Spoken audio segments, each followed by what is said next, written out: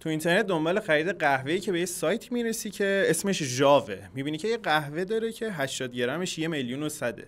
یه حساب کتاب میکنی و میبینی میشه حدود کیلویی 13-14 میلیون تومن.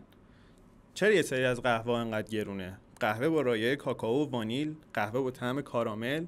قهوه اسپشیالتی چیه؟ چه فرقی با قهوه معمولی داره؟ تو این ویدیو قراره به این سوالو جواب بدیم. ما 4 نوع دونه قهوه داریم که اکثر مصرف جهان از 2 نوع روبوستا و عربیکا که قراره درباره درجه بندیشون صحبت کنیم.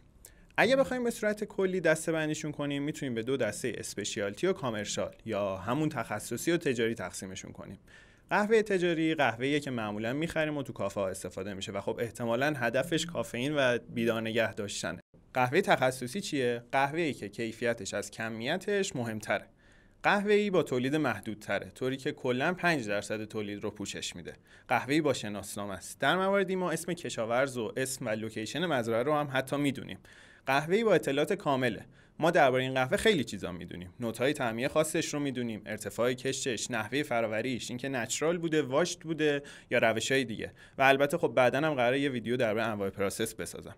قهوه با کیفیت تریه قهوه اسپشیالتی. این کیفیت چجوری سنجیده میشه؟ با نمره.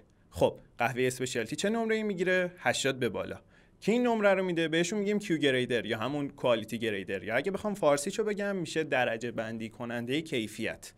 چجوری و با چه معیارهای نمره میدن؟ طبق معیارهای SCA. SCA چیه؟ اسپشیالتی کافی اسوسییشن یا همون انجمن قهوه تخصصی، و با فرآیند کاپینگ. کاپینگ چیه؟ یه روش استاندارد دم‌آوری قهوه برای ارزیابی و امتیازدهیه. چی جوریه؟ تو چند تا کاپ یه نوع قهوه رو با آب به نسبت 1:18 میریزن. یعنی مثلا تو 3 یا 5 تا کاپ 10 گرم قهوه آسیاب شده میریزن و عطر خشکش رو بررسی میکنن و بعد 180 میل آب 94 درجه میریزن و باز عطرش رو بررسی میکنن. یه لایه روی کاپ تشکیل میشه که بهش میگن کراست. بعد 4 دقیقه اونو میشکنن و قهوه که به دمای مناسب رسید شروع میکنن به ارزیابی طعم و مزه‌اش. معیارهای نمره دهی هم عطر و مزه، اسیدیته، شیرینی، بادی یا همون طعمواری، تمیزی کاپا، بالانس طعمی و یه سری معیارهای دیگه است که خب این معیارها یه بازه 0 تا 100 برای نمره دهی ساختن. خب چه قهوه‌هایی به مقام اسپشیالتی دست پیدا میکنن؟ حداقلی ترین شرطش اینه که 350 گرم از قهوه‌های رسیده رست نشده دستچین که فکر کنم حدود 900 تا دونه بشه، بدون چوب و سنگ باشه و ماکسیموم 5 تا دونه معیوب توش داشته باشه. دونه معیوب هم دونه شکسته است و هم دونه آفت زده و خلاصه هر نوع نافرمی دیگه. و در نهایت هم توی کاپینگ قهوه اسپشیالتی باید امتیاز 80 به بالا رو بگیره.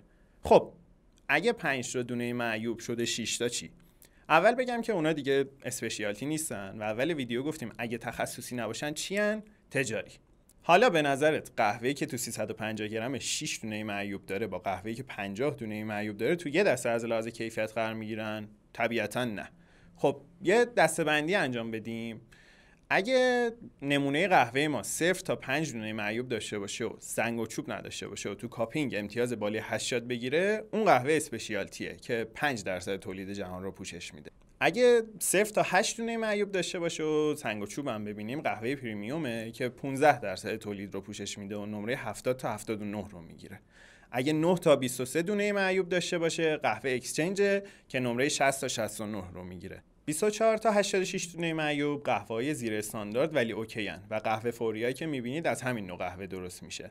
از 86 دونه به بالا هم قهوه بی‌کیفیت درجه بندی میشه. و خب یه سوال، چی میشه که قهوه‌های عادی نمره پایینتری میگیرن؟ چرا همه اسپشیالتی تولید نمیکنن؟ قهوه اسپشیالتی دستچینه و تو مزرعه‌های محدود تولید میشه و برای همینه که کشاورزش رو میشناسیم. اما قهوه‌های عادی تو مقیاس انبوه تولید میشن، مکانیزه چیده میشن، مکانیزه هم فراوری و بسته‌بندی میشن.